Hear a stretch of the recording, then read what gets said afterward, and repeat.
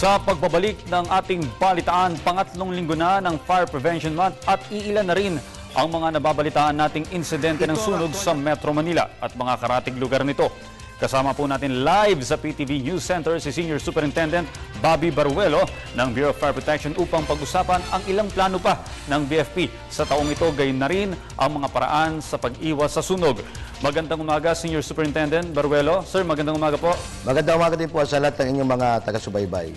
Sir, simula po Marso 1, ilan na po ang naitalang insidente ng sunog dito pa lang sa... So dito po sa lungsod ng Quezon, sa Quezon City, ay nakapagtalago po tayo dito ng 35 lang insidente ng sunog. Pero dito po, 22 dito ay electrical at saka gas fire. So ibig sabihin po nito, hindi naman po napakadami ng mga insidente na naganap ngayong panahon ito. Ang structural fire po natin ay 5 lamang. So hindi po napakadami ng insidente ngayon. Masasabi po natin na ngayong panahon ito, ipagpatuloy lang po ng ating mga kababayan ng kanilang pag-iingat, maaari po nating mapababa pa yung insidente ng sunog kung mas maganda nga po kung wala nang magaganap sa mga susunod pang araw hanggang matapos ang buwan na ito. So, sir, kung ikukumpara po sa mga nakalipas na taon, mas mababa po yung 2013 ng first 3 weeks ng March. Kayo po, dito po sa kasi nung nakaraang taon po sa lungsod ng Quezon, 80 po yung sunog na naganap. At kung makikita po natin, ilang araw na lang po sana, magpatuloy yung ganitong trend na mas kukunti po yung nagaganap na sunog. At kung magkakaroon man po ng sunog, ang nangyayari po, ito po yung electrical in nature, o yung po sa mga service entrance lang, at saka mga rubbish fire. Sir, sa tingin niyo po, ano po ba yung mga nagawa ng Bureau of Fire Protection upang mabawasan ang insidente ng sunog? Naging epektibo po ba yung mga programa ninyo para sa buwan na ito? Masasabi po natin na nagiging epektibo itong mga ginagawa natin programa sa ngayon dahil nakikita po naman natin yung pagkakaroon ng kabawasan sa mga insidente ng sunog. At kung titingnan din po natin, masasabi natin na nagigising na yung ating mga kababayan o ang mga mamamayan na sila po ay nakikialam na rin o sabi nga po natin, tumutulong na rin sa ating pamahalaan mabawasan itong mga insidente ng sunog sa ating pamayanan. Kasi po, makikita po natin na ang Bureau of Fire Protection ay walang tigil po sa pagpapaalala sa ating mga mamamayan ng kahalagahan ng pag-iingat sa sunog. At tuloy-tuloy po yan, katulad nga po na itong mga ginagawa natin sa mga panahong ito, at iba po natin mga kasamaan, ganun din po ang ginagawa. Tuloy-tuloy po ang pagpapaalala natin sa ating mga mamamayan, hindi tayo tumitigil. Sabi nga po ng iba, nakakanangukulitan na dahil paulit-ulit ang mga sinasabi.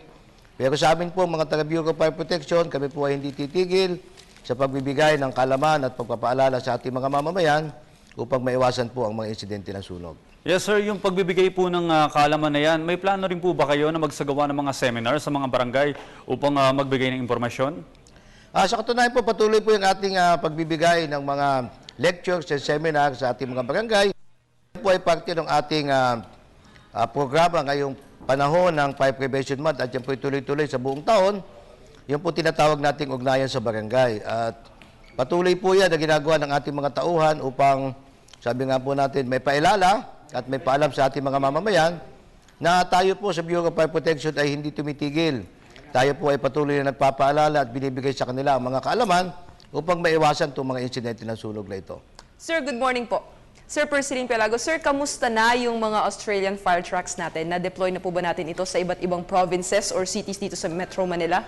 Opo, yung pong ating mga Austrian fire trucks, yung pong mga Rosenbauer fire trucks, ay naipamigay na po sa iba't ibang mga bayan dito sa 11 pong bayan o syudad sa Metro Manila ang nabigyan nito mga fire truck na ito.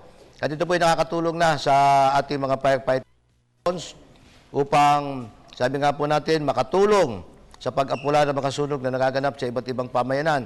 Ito po ay, yung ibang mga unit na ito ay ipadala na po sa iba't ibang probinsya at sa atin pong pagkakaalam, may mga bago na pong mga bumbero nagte-train para sa susunod po ng batch ng mga fire truck na dadating na rin upang mabigyan sila ng kaalaman sa tamang paggamit nito upang ma-maximize ito sa pagdating ng sunog at upang mas magamit ng mas maayos. Okay, sir, na-resolve ba na itong kakulangan sa fire trucks? Meron pa po bang kailangan ang Bureau of Fire Protection?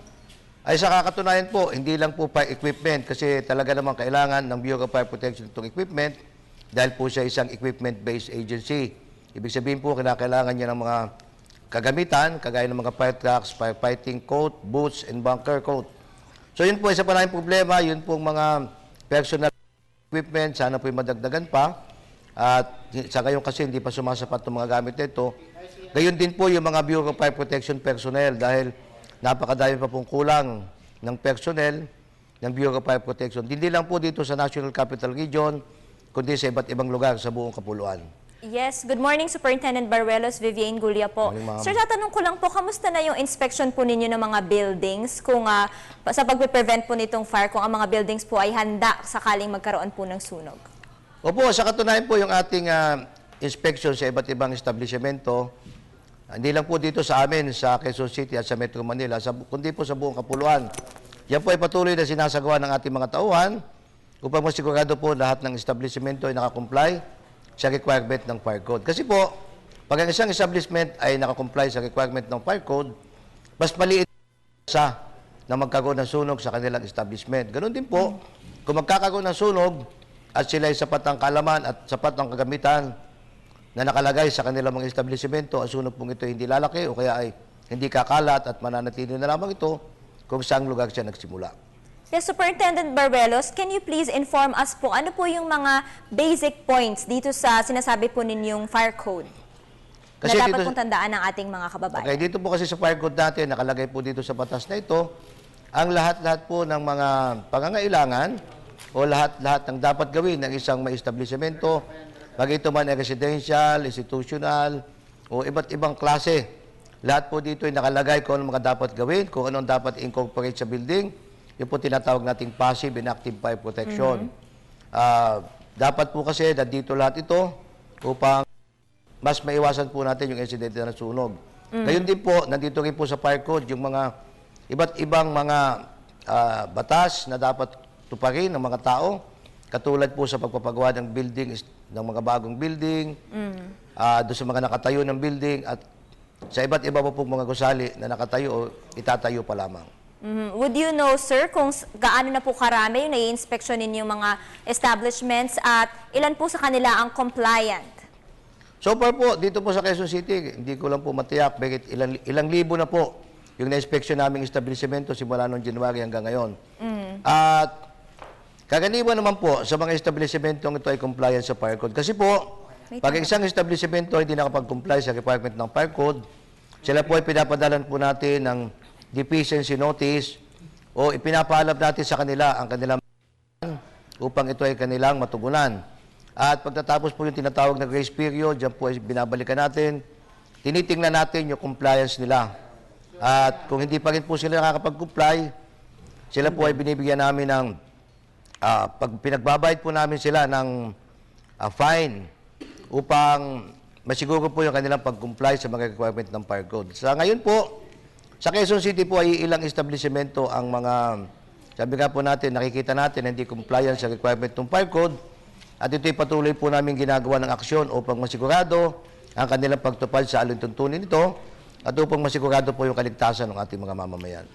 Okay sir, bilang panghuli at malapit na po yung Semana Santa, may mga kababayan po tayo na iiwanan yung kanilang mga tahanan na walang nagbabantay. Sir, ano po ba yung advice ninyo para makaiwas sa sunog?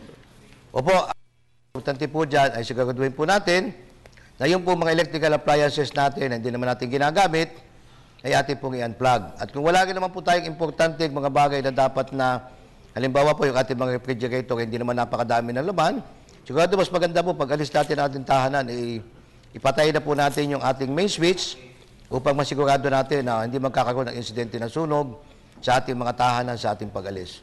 Okay, maraming salamat po sir sa lahat ng impormasyon na ibinahagi niyo ngayong umaga. Maraming salamat po.